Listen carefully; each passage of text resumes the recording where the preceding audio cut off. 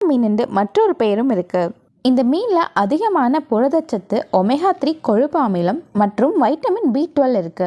நோய் எதிர்ப்பு திறனை அதிகரிக்கும் எல்லா வகையான சத்துக்களும் இந்த மீனில் அடங்கியிருக்கு. இது மூலமா உடல்ல எந்தவித புற்றுநோய் கட்டிகளும் உருவாகாமல் பாதுகாத்துக்கலாம். அது மட்டும் இல்லாம இந்த கெண்டை மீன்ல மெர்க்குரியோட அளவு மிக மிக குறைவா இருப்பதனால தாராளமா இந்த மீனை அடிக்கடி சாப்பிட்டு வரலாம்.